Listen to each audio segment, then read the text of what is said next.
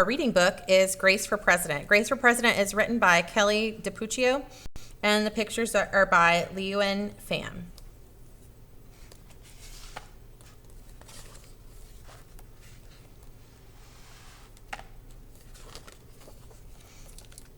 One morning in September, Mrs. Barrington rolled out a big poster with all of the president's pictures on it.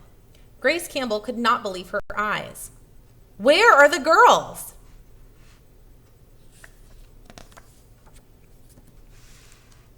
"That is a very good question," said Mrs. Barrington. "The truth is, our country has never had a woman president." "No girl president? Ever?" Grace asked. "No, I'm afraid not," said Mrs. Barrington. Grace sat at her desk and stewed. No girls? Who had ever heard of such a crazy thing? Finally, she raised her hand. "Yes, Grace? I've been thinking it over, and I'd like to be president." Several students in the class laughed. "Well, that's a star-spangled idea, Grace," said Mrs. Barrington. "In fact, we'd have our own election right here at Woodrow Wilson Elementary." The snickering in the room stopped. Grace smiled. "Would anyone else like to run for president?" Mrs. Barrington asked the class. Nobody raised their hand. Becoming president was going to be easy, Grace thought. The next day, Mrs. Barrington made an announcement. "In the name of democracy, I have invited Mr. Waller's class to come join the election. Their class has nominated Thomas Cobb to be their presidential candidate." Grace's heart sank. Thomas was the school's spelling bee champion. His experiments always took a blue ribbon at the science fair. And he was captain of the soccer team. Becoming president wasn't going to be so easy after all, Grace thought. The teachers put the names of all 50 states in the District of Columbia, Washington, D.C., into a hat. Everyone except for Grace and Thomas got to choose a state. "I'm Texas," said Anthony. "I'm New Hampshire," said Rose. "I'm Michigan," said Robbie. "What does the number 17 mean?" "Each state is assigned a number of electoral votes. That number is determined by how many people live in the state," said Mrs. Barrington. "Each of you will be a representative for your state. Altogether, our country has 538 electoral votes," Mr. Waller explained. "On election day, the candidate who receives 270 electoral votes or more wins the election." "Why 270? asked Rose. "That's more than half of all the electoral votes," Mr. Waller said. Becoming president really wasn't going to be easy, Grace thought.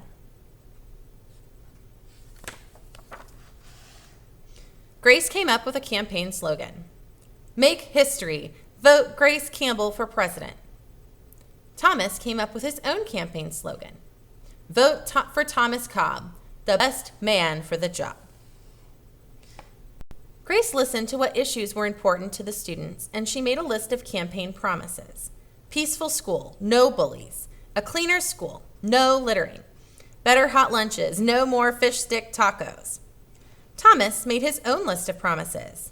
Free tutoring, free soccer lessons, fish stick tacos every week. Grace made campaign posters and buttons. Thomas made buttons and posters too. Each week, the teacher set aside time for the candidates to meet with their constituents. Polls were taken. Voters were making their choices. Grace continued to campaign.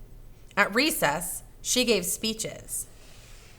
During lunch, she handed out free cupcakes. After school, she held rallies. Meanwhile, Thomas wasn't worried.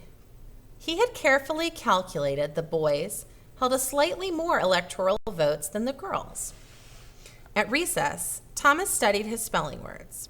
During lunch, he worked on his latest science experiment. After school, he played soccer. Even before the election, Grace made good on her promises. She joined the safety squad. She organized a school beautification committee, and she volunteered her time in the school cafeteria.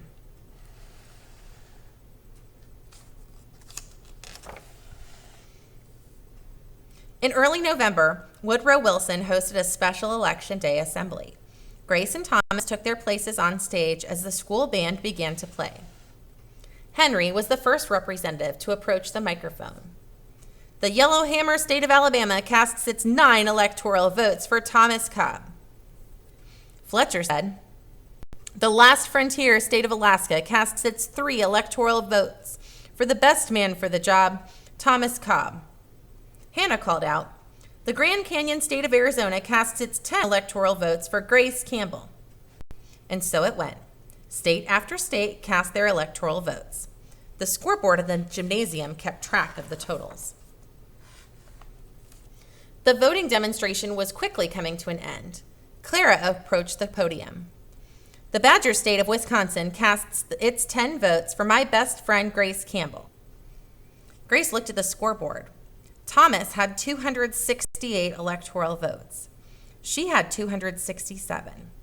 There was only one state still unaccounted for.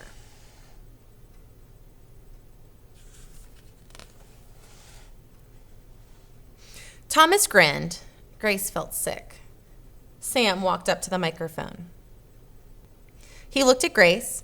He looked down at Grace's homemade flag. Sam didn't say a word.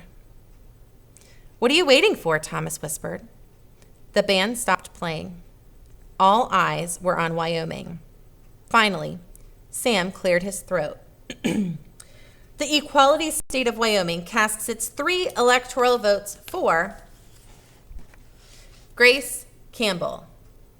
The gymnasium erupted into loud cheers and a few boos. Mrs. Barrington approached the podium. With 270 electoral votes, the winner is Grace Campbell. Thomas looked stunned. Grace hugged Sam. Why did you do it? She asked. Sam handed Grace his flag. Because, he said, I thought you were the best person for the job.